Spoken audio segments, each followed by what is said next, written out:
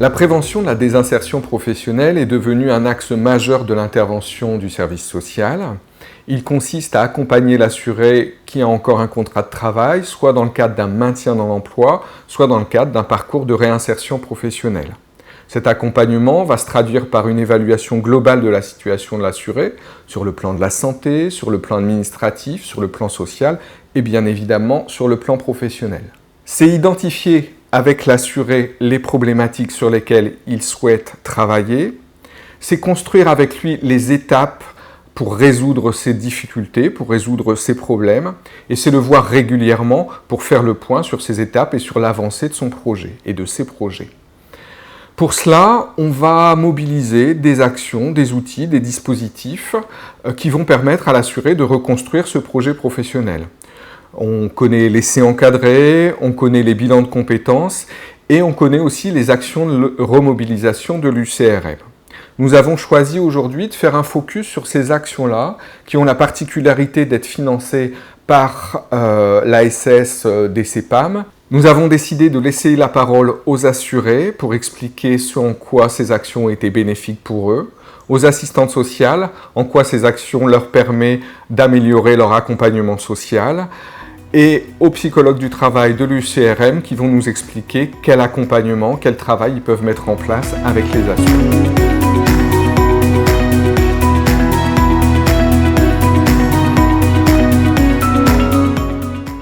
Bonjour, je m'appelle Madame Wang. J'étais agent de production au sein de mon entreprise. J'étais un CDI intérimaire. En 2018, on m'a diagnostiqué une maladie que j'ai dû informer mes employeurs par la suite, puisque mon état de santé ne permettait plus de faire les postes que je pouvais entretenir au sein de l'entreprise. Du coup, suite à ça, il y avait des postes à pourvoir au sein de l'entreprise et que j'ai postulé comme arocalé, lié à la maladie. Voilà. Au début, j'étais très déçue. Après la déception, l'incompréhension s'est installée. J'ai demandé à avoir des réponses à mes questions et que je n'ai pas eu de retour parce qu'après j'ai eu des conflits avec mes employeurs. Après, suite à ça, la colère s'est installée. La colère s'est installée. Et une fois que la colère s'est installée, tout s'effondre. Le monde s'effondre autour de soi. Et j'ai fait une dépression réactionnelle qui a accentué la maladie, qui m'a dégradée de plus en plus de jour en jour. Et qu'il fallait avoir de l'aide extérieure pour pouvoir s'en sortir. Et pour ça que j'ai fait appel à Madame Moissier pour justement avoir de l'aide extérieure. Mais au premier niveau, c'était pour des papiers administratifs au début. Et je n'étais pas partie pour avoir une action de remobilisation. Et c'est là que Madame Moissier m'a proposé cette action-là, que j'ai vite acceptée parce que j'avais besoin justement d'une aide extérieure pour pouvoir rebondir. Je pense qu'il y avait aussi, j'avais perdu confiance en moi. J'avais perdu confiance en moi, j'avais plus d'estime en moi. En étant malade, forcément, l'épreuve professionnelle m'avait mis un coup, j'avais besoin de reprendre confiance en moi. Et cette aide de remobilisation était dans ce but-là, avoir affaire avec des psychologues du travail, valoriser ses compétences, sa capacité, pallier la maladie avec le travail. Et justement, c'était juste bénéfique. Pendant cet accompagnement avec M. Gaffès, on a fait des ateliers, des fiches métiers, savoir-faire, compétences et tout ça. Au fur et à mesure des ateliers, j'ai pris plus confiance en moi. M. Gaffès était très à l'écoute, très professionnel ici également. Et c'était que du bien. Il fallait que je fasse cette action-là pour que je puisse passer à autre chose, à fermer un chapitre de ma vie qui a été difficile et qu'il fallait que je ferme ce chapitre-là pour que je puisse me remettre en selle. Gaffès a fait un très très bon travail. J'ai repris confiance en moi. J'ai assisté à un forum de Cap Emploi aussi. J'ai postulé à des postes, j'ai retrouvé confiance en moi et c'était ce qu'il me fallait. C'était ce qu'il me fallait. Je me projette plus tard déjà.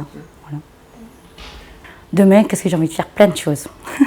J'ai envie de faire plein de choses parce que cet épisode est derrière moi, justement.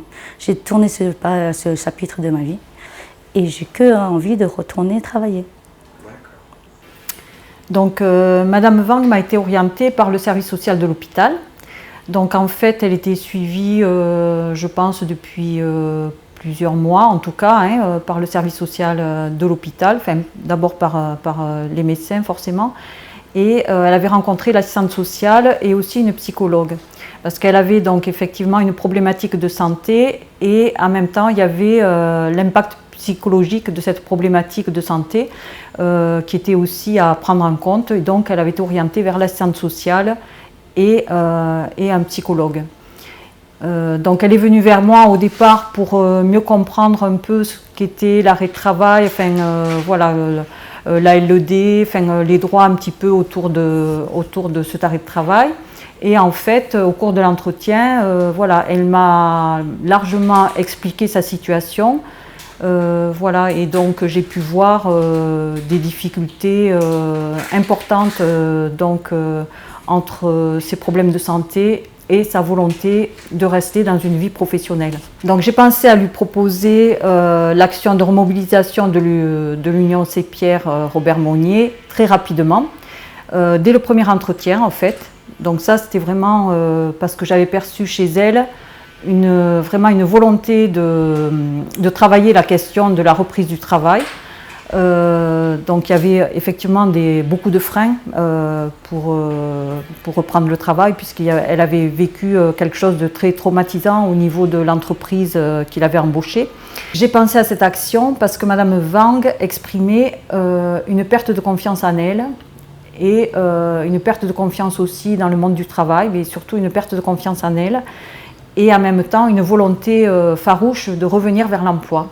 Donc il m'a semblé que c'était vraiment un outil qui pouvait être intéressant pour elle, ce qui allait être travaillé dans le cadre de ces différents entretiens qui se font donc avec un psychologue du travail, allait probablement l'amener à retrouver la confiance qu'elle avait juste quelques semaines avant, puisque quelques semaines avant, elle était en activité, elle était appréciée pour ses compétences, et là, du jour au lendemain, tout s'était effondré. Donc il m'a semblé que c'était vraiment pertinent pour elle de lui proposer. Je l'ai proposé donc dès le premier entretien, et dès le premier entretien, elle a adhéré à cette proposition. Ça lui a donné une lueur d'espoir, je pense.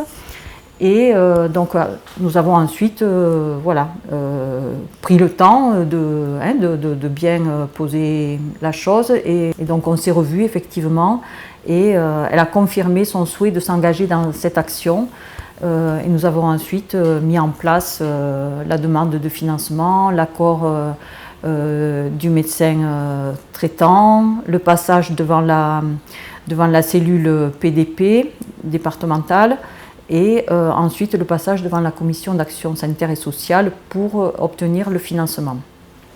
Alors le démarrage de l'action, donc nous avons fait une réunion tripartite avec Martin Gaffès, psychologue donc, de l'UCRM, Madame Wang bien sûr et moi-même.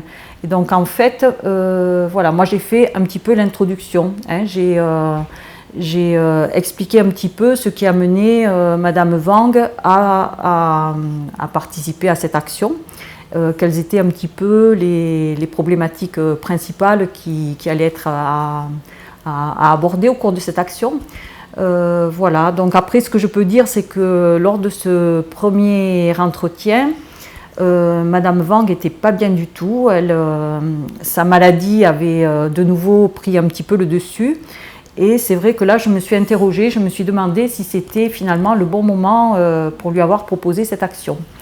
Mais bon, Martin Gaffès donc, a repris les choses avec elle. Tout au long de l'accompagnement de l'UCRM, J'ai soit pris des nouvelles, parfois il nous est arrivé d'avoir des entretiens de visu, ou sinon voilà, j'avais régulièrement des nouvelles et j'ai dû l'accompagner dans différentes démarches aussi par ailleurs. Alors à la fin de la prestation, nous avons fait de nouveau une réunion tripartite. Donc voilà, moi j'étais vraiment en toute fin de cette dernière séance. Donc il y avait bien sûr Martin Gaffès, Madame Wang et moi-même. Et donc Madame Wang m'a expliqué un petit peu comment, dans quel état d'esprit elle était à la fin de cette prestation. C'est-à-dire qu'elle avait vraiment retrouvé confiance en elle. Il y avait des pistes de reclassement qui s'étaient un petit peu dégagées.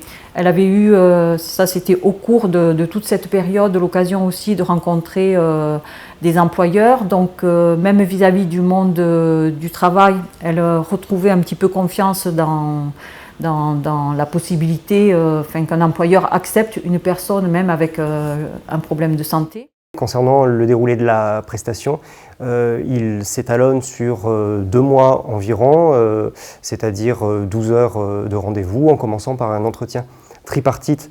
Il s'agissait, dans un premier temps, de prendre connaissance des objectifs de l'assuré pour cette prestation, des objectifs de l'assistante sociale, mais bien évidemment, avant toute chose, de la situation particulière rencontrée par Madame Wang. Alors au niveau des différents rendez-vous, donc ce sont des rendez-vous qui ont lieu toutes les semaines, voire toutes les 2 semaines. Le premier outil va être l'entretien, c'est-à-dire que l'entretien va permettre au psychologue de poser les bonnes questions pour permettre à l'assuré d'approfondir ses problématiques, sa situation, et puis de commencer le cheminement pour trouver par elle-même des réponses. Durant les différents entretiens, on va pouvoir utiliser des outils papier, mais aussi numériques à la convenance de la personne. Il va s'agir de grilles, de questionnaires, de frises qui vont permettre à la personne de retracer son parcours dans un premier temps, ainsi que de l'analyser. Quels ont été les points positifs tout au long de son parcours, mais aussi les points sur lesquels la personne aurait souhaité revenir, faire différemment, faire autrement. Il y a aussi des outils qui sont spécifiques aux psychologues du travail, comme les tests.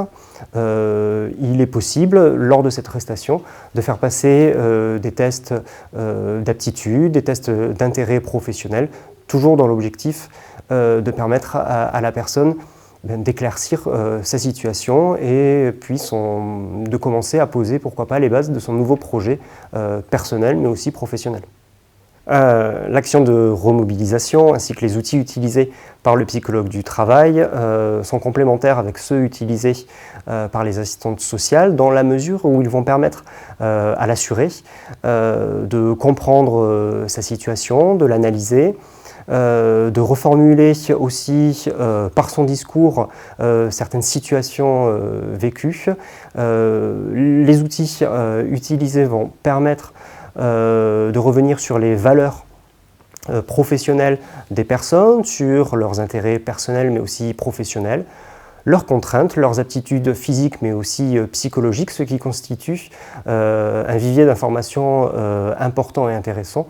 Concrètement, avec Madame Wang, il a fallu, dans un premier temps, construire un cadre de confiance, puisque il est vrai que cette personne était dans une détresse psychologique dans un premier temps, lorsque nous nous sommes rencontrés.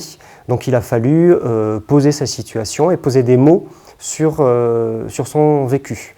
Il s'avérait que, au vu de sa situation professionnelle et aux difficultés qu'elle avait eues avec son employeur, elle était non pas seulement en perte de confiance personnelle, mais elle était aussi en perte de confiance vis-à-vis de la représentation que pouvait avoir l'employeur vis-à-vis du handicap. Et c'est vraiment à partir de cette question-là que s'est articulé notre accompagnement ainsi que nos rendez-vous pour lui faire prendre conscience que non, les employeurs n'avaient pas tous une perception négative du handicap.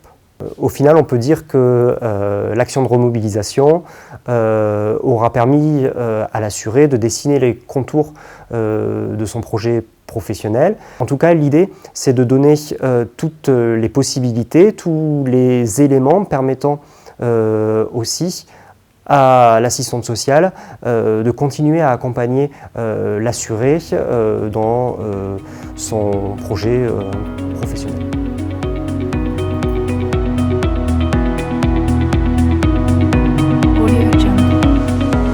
Depuis 2019, j'ai été amenée à proposer à diverses reprises des actions de remobilisation à des assurés, je dirais à ce jour à une douzaine de personnes, qui m'ont été essentiellement orientées par le médecin conseil de la Caisse d'assurance maladie. Les personnes à qui je présente cette mesure sont souvent en arrêt de travail depuis plusieurs mois. Dès lors que cela fait suite à une orientation du médecin conseil, j'ai souvent un commentaire qui accompagne cette orientation et qui bien souvent fait déjà état de difficultés possibles en rapport avec le retour vers l'emploi de ces assurés. Monsieur Noël m'a été orienté par le service médical de l'assurance maladie. Donc à l'époque, il était en arrêt depuis déjà 7 mois. Le médecin conseil, dans sa fiche de liaison, avait déjà mentionné de possibles difficultés relatives à la réintégration de son poste de travail. Peut-être la nécessité d'un reclassement professionnel assorti d'une démarche de bilan, voire de formation.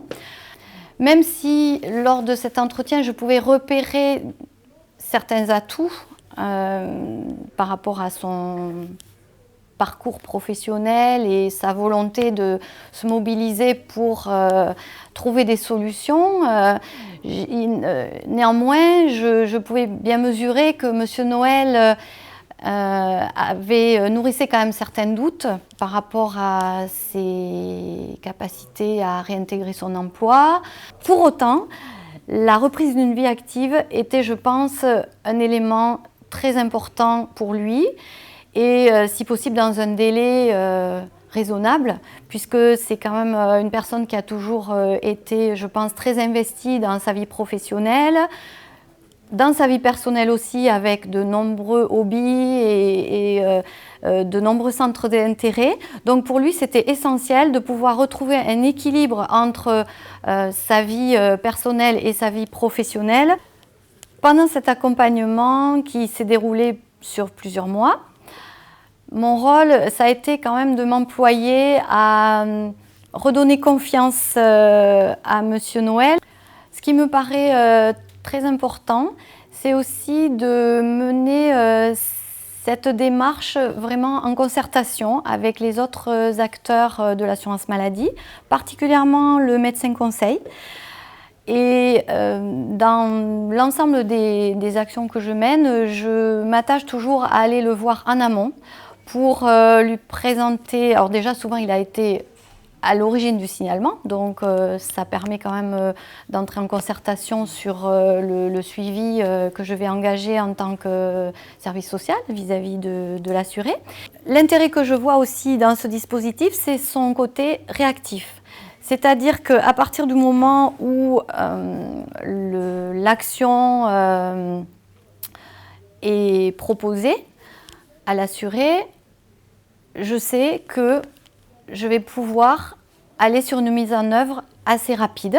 Le fait que l'action se déroule sur une douzaine d'heures permet de proposer un dispositif qui va intensifier le suivi sur une période courte et va permettre aussi d'approfondir la situation, tous ses aspects. 2 entretiens tripartites sont organisés. Le premier en début d'action, donc réunissant la psychologue du travail, l'assuré et moi-même, l'assistante sociale. Et le dernier qui va permettre de mesurer les effets de l'action. Alors quand Madame Tougne, l'assistante sociale, m'a orienté Monsieur Noël pour l'accompagnement remobilisation vers l'emploi, les objectifs de l'action étaient vraiment de repenser la sphère professionnelle et surtout de mettre du lien avec sa situation de santé. Il ne savait plus par quel chemin aller, donc du coup c'était pour un petit peu le remettre dans une réflexion autre que je suis malade et j'ai des incapacités. Donc voilà, c'était pour voir quelles capacités il avait et comment il pouvait les utiliser. Après l'entretien tripartite, on a fait le point sur sa situation actuelle et sa situation antérieure. Donc les outils qu'on peut utiliser pour ça, du coup, c'est déjà aussi de faire du lien avec sa vie personnelle et sa vie professionnelle. C'est utiliser la frise de vie pour justement voir l'évolution qu'il a pu avoir. Là, il pose les choses et puis il les explique, il les argumente. Ensuite, on fait l'analyse du parcours professionnel. Ensuite, on peut aussi utiliser, pour travailler un petit peu plus le versant personnel, le questionnaire d'identité personnelle, qui travaille sur les représentations sur soi, sur le monde du travail, sur la santé. C'est aussi des tests sur les intérêts professionnels avec l'outil de l'IRMR. C'est aussi travailler sur ces différentes sphères de vie. Un autre outil qui peut être utilisé, qui n'est pas systématiquement utilisé, mais c'est un questionnaire sur les aptitudes cognitives. Pour justement, des fois, on peut se sentir un peu en dessous de ses capacités et en tout cas de ne pas être sûr de soi et sur ses capacités techniques ou intellectuelles parfois. C'est pour se rendre compte des capacités de mémoire, de logique. Alors, par exemple, le test du NV7 permet de valoriser les aptitudes, de mettre en avant en fait ce sur quoi il est bien en capacité d'agir et d'intervenir. Alors pour prendre en compte la dimension de la santé, on a l'habitude de faire passer un questionnaire d'aptitude pour justement que la personne puisse évaluer elle-même ses capacités et des aménagements à prévoir, les compensations qu'elle peut faire déjà dans le milieu personnel et qu'elle pourrait du coup envisager peut-être de le faire dans le milieu professionnel, de réfléchir à des compensations, des aménagements dans le milieu professionnel. Et ça nous sert aussi, ce questionnaire-là, d'outil de base pour le médecin du travail de l'UCRM, pour qu'elle évalue du coup d'une façon plus généraliste en fait qu'un médecin du travail peut le faire. Alors le dernier rendez-vous d'accompagnement de l'action remobilisation vers l'emploi se fait en tripartite avec l'assistante sociale. Il y a un temps d'abord avec l'assuré et après un temps avec l'assistante sociale. La synthèse est rédigée en accord avec l'assuré. Et après, donc du coup, on fait le point justement sur tout ce qui s'est passé, ce qu'il y a eu comme réflexion pendant l'action. Avec l'assistante sociale, des modifications, des changements qu'il y a pu avoir pendant l'action pour l'assuré, et puis du coup d'élaborer le plan d'action, de proposer ce plan d'action-là à l'assistante sociale pour qu'elle puisse, elle, réaliser certaines actions avec l'assuré. Et c'est un outil intéressant pour l'assistante sociale parce que du coup ça donne d'autres idées, elle oriente un peu les objectifs aussi de travail pour le suivi social. Le dernier rendez-vous avec l'assistante sociale est un point très important pour l'assuré aussi pour se rendre compte de son évolution et de son changement et il y a un avant et un après en quelque sorte. Et l'assistante sociale le ressent aussi et je pense que ça booste encore plus sur le suivi du parcours de l'assuré. Ce qui m'est arrivé dans le contexte professionnel, j'ai été victime d'un premier accident sur un chantier, donc qui a entraîné des problèmes au niveau du genou droit. Par la suite, j'ai été reclassé à la suite de cet événement. J'étais sur les chantiers gros œuvres, on m'a passé au SAV. avec des travaux beaucoup plus légers, mais malgré tout, toujours des interventions physiques. Je suis resté à ce poste pendant 7 mois et malheureusement, lors d'un déplacement privé, j'ai été victime d'un accident de moto et qui a causé pas mal de dégâts, on va dire, physiques pour commencer et psychologiques par la suite. Mon état psychologique à ce moment-là était au plus bas, parce que ça a été un cumul de plusieurs choses en fait. Un passé proche difficile, l'accumulation d'accidents et celui-ci qui a vraiment mis un coup d'arrêt à une situation de travail après reclassement qui était confortable. Et voilà, ça a été vraiment une chute, on va dire, au niveau psychologique. J'ai rencontré l'assistante sociale par le biais d'une convocation médicale par le médecin contrôleur de la CPRM. Enfin, je ne sais pas si le terme est exact, mais du moins, ce médecin m'a dirigé, après avoir pris connaissance de la situation, vers une assistante sociale. Par moi-même, je n'aurais jamais fait cette démarche. C'est évident. Heureusement qu'elle a été ça a été un vrai bon conseil. La première rencontre, en fait, a été déjà très salvatrice. Elle a été d'un très grand secours. On peut parler de secours, hein, parce que d'avoir une main tendue d'une personne extérieure à la situation, qui s'intéresse à moi, tout simplement, à mes difficultés. Les propositions faites par cette dame a été déjà un suivi. Elle m'a clairement dit qu'elle allait me suivre, et elle m'a proposé des outils qu'elle avait à disposition, qui sont une évaluation médicale approfondie, la première des expertises qui a été faite. La deuxième action qui m'a été proposée avec ce deuxième outil, donc c'est un outil de remobilisation, une action de remobilisation. Et c'est au début je ne comprenais pas ce que c'était. Elle m'a expliqué donc ces deux outils précisément. Et je me suis senti guidé ou jalonné, enfin du moins il y a eu des jalons de posés sur la possibilité d'être guidé et analyser ma situation, autant physique que mes besoins professionnels. J'ai été rassuré, ça a été le premier sentiment.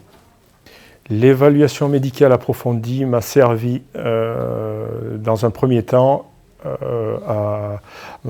m'a donné ma position, voilà, où me situer par rapport à mes capacités d'une part et mes incapacités.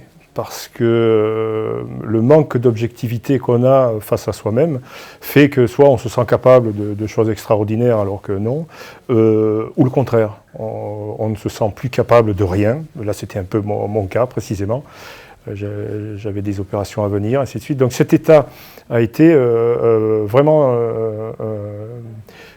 très explicite à la compréhension de ma situation. Je n'avais qu'un ressenti.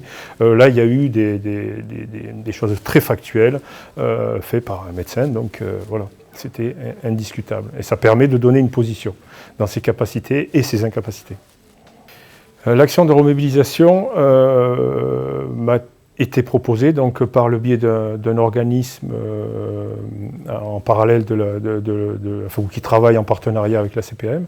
Et donc j'ai rencontré Madame Bringuet qui m'a suivi sur, alors je ne me rappelle plus exactement, une douzaine de rendez-vous, d'une paire d'heures à chaque fois, où on a été profondément dans déjà ce dont on est capable en termes de connaissances, d'activité professionnelle, et sur l'aspect plus psychologique. C'est-à-dire de mettre en corrélation justement nos capacités intellectuelles et de connaissances professionnelles avec la psychologie à l'instant T. Ça a été très important dans le sens où on peut se projeter, là encore une fois, on l'a vu physiquement, mais là, par rapport à nos capacités psychologiques, vraiment les capacités qu'on a à faire ou à ne pas faire. Et je vous avoue qu'au début, je ne me sentais pas capable de grand-chose malgré tout. Et au fur et à mesure des rendez-vous, il y a eu une réelle évolution de la compréhension et de la vision de mes capacités. Non seulement par les propositions faites par cette personne, qui à chaque fois jalonnait les réflexions par des propositions soit de contact, soit de formation, soit d'indications vraiment techniques. Finalement, je n'ai pas créé mon entreprise parce que j'ai eu une autre proposition. Parce qu'en parallèle, j'avais gardé des relations avec mon entreprise, des relations très régulières. Et je les informais de mon état de santé, de la progression. Et eux, en parallèle, ont réfléchi à un reclassement, tirant bénéfice de mes expériences professionnelles chez eux et avant. Et donc ils ont créé un poste sur mesure, en fait, pour ma reprise. Un poste valorisant, qui plus est, donc j'ai été bien sûr dans ce sens.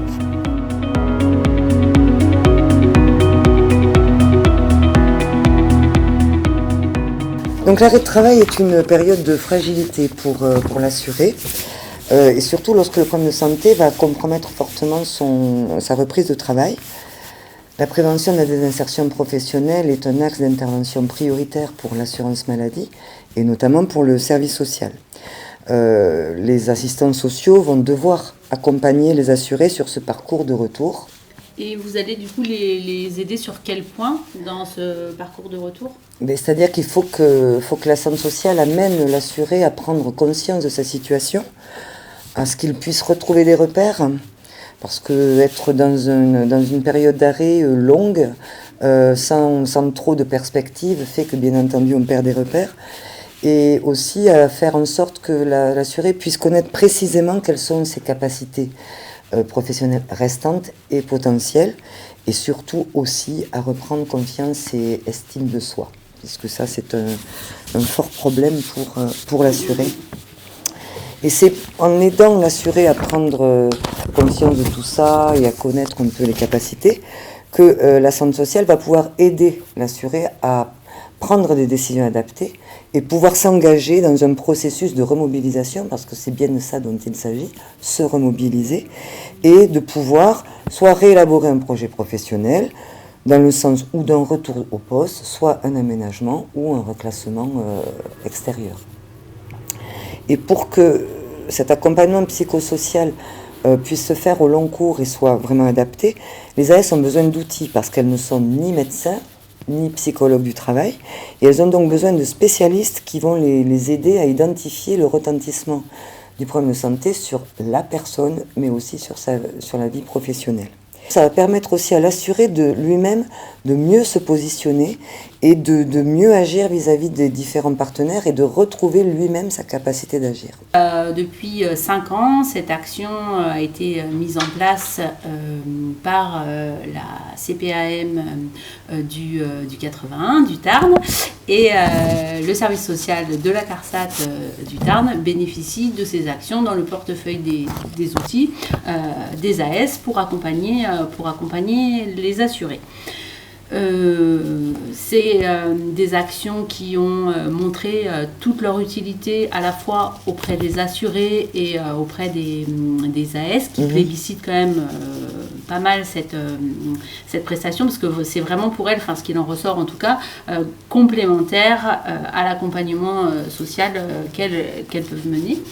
Et au départ, sur le Tarn, effectivement, on avait commencé avec 2 actions qui ont été financées, puis 5, puis 10, et là, on est à la 3e année avec 15 actions de remobilisation, avec des effets, on en parlera peut-être un petit peu après, et qui sont assez notables.